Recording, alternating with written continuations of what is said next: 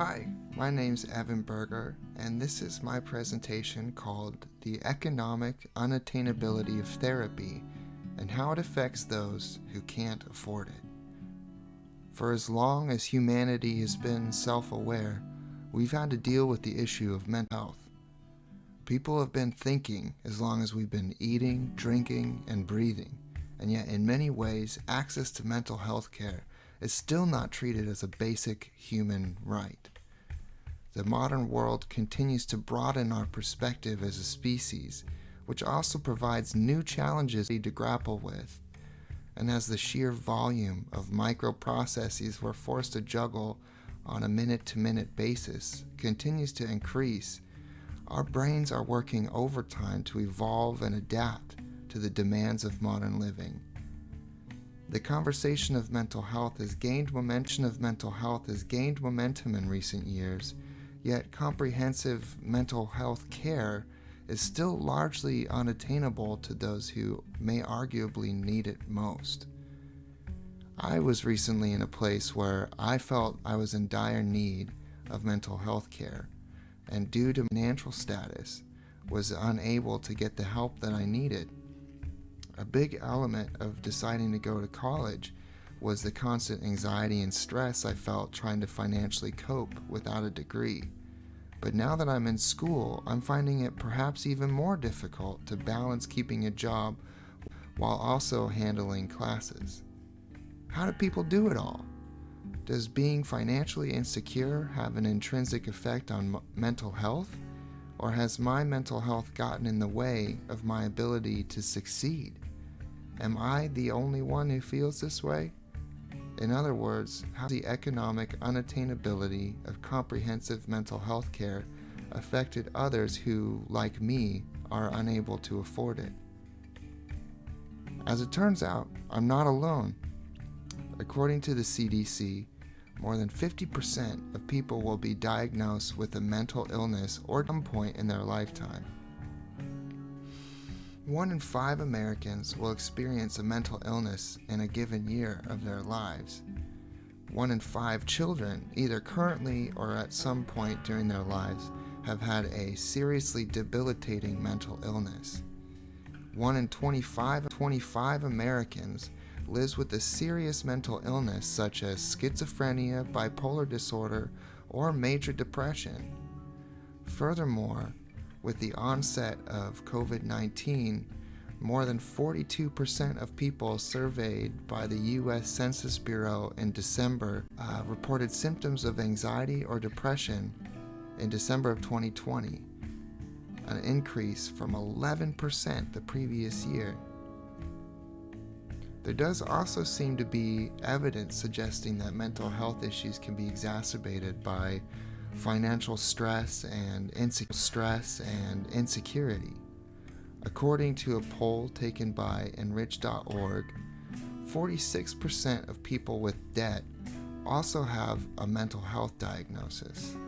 Now bear in mind, that's just the people who have been diagnosed.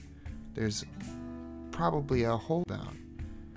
86% of people with mental health issues and debt say that their debt makes their mental health issues worse. And those with debt are 3 times more likely to contemplate suicide due to that debt directly.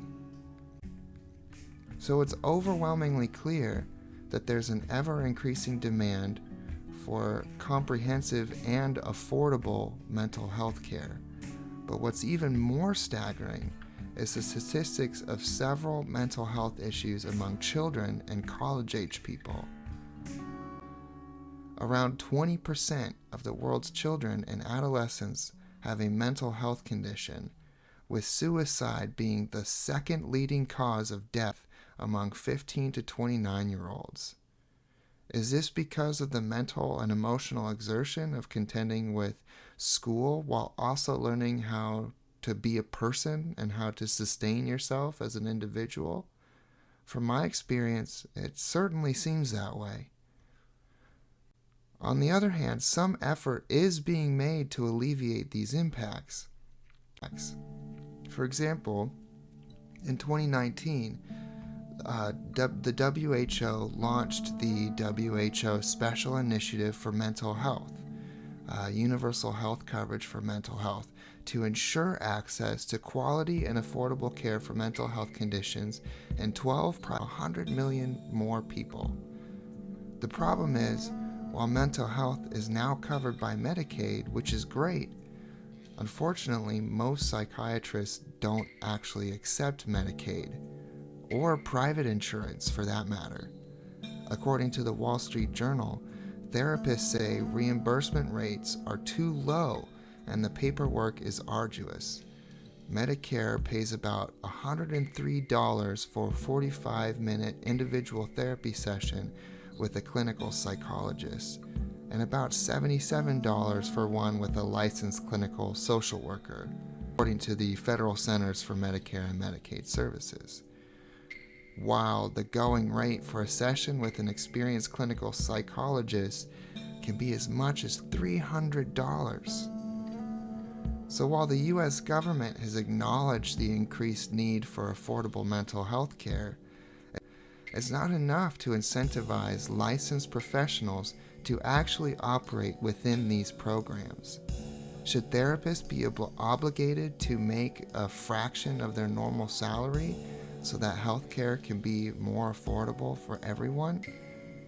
When the global median of government health expenditure that goes to mental health is less than 2%, it would certainly seem like the government should be asked to compensate for this discrepancy, rather than ask therapists to make a massive pay cut. And so all in all, it would seem that it's not just me who is struggling to cope with the cost of healthcare. Everyone, from students to adults, from people on Medicaid to people on private insurance to the actual therapists themselves, are all simply victims of a larger failure on the part of the government, which in theory is meant to bolster the health of its people. Anyway, this has been my presentation. Thank you for listening. Once again, I'm Evan Berger, and I hope you have a great day.